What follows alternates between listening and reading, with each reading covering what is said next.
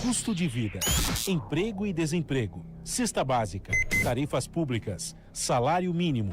Agora, na Brasil Atual, a análise do DIEESE.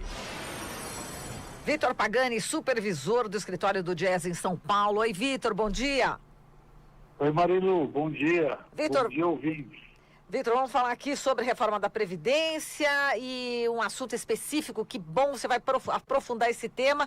Está todo mundo aí preocupado com essa questão do beneficiário, principal beneficiário de pensão por morte, vai receber 60% do valor original da aposentadoria do INSS, Vitor? Isso mesmo.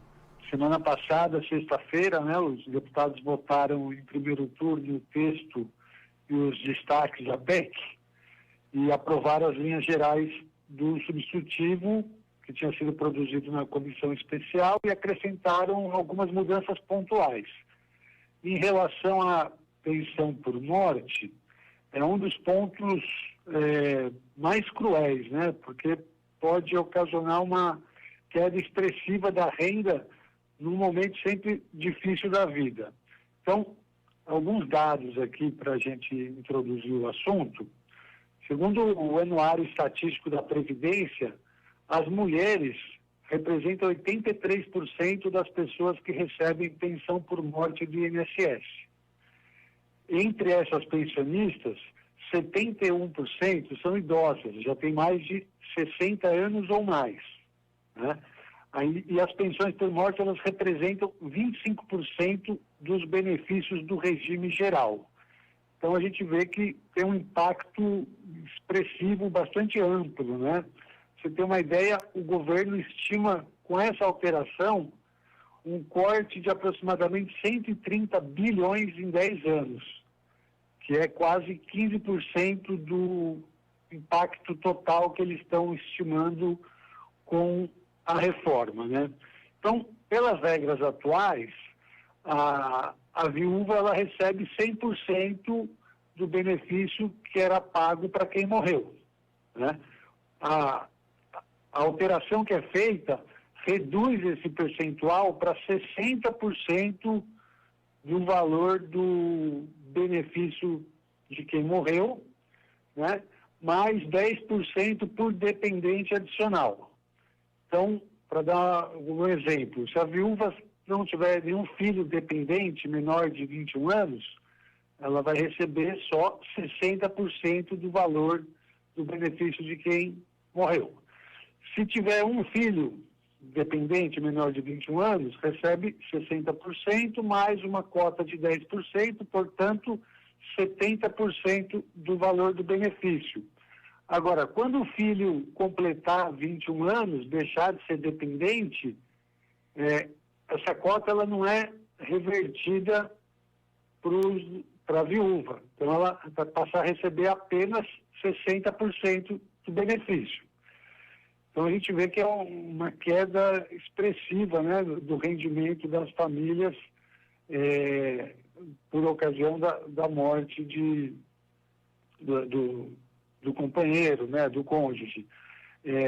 Aí tem um ponto que podemos até considerar uma vitória parcial na votação ali dos destaques, né, que o governo estava querendo que esse valor ele fosse inferior, os 60% pudesse ser menos do que um salário mínimo, então pudesse ser até 60% de um salário mínimo, que seria R$598, né?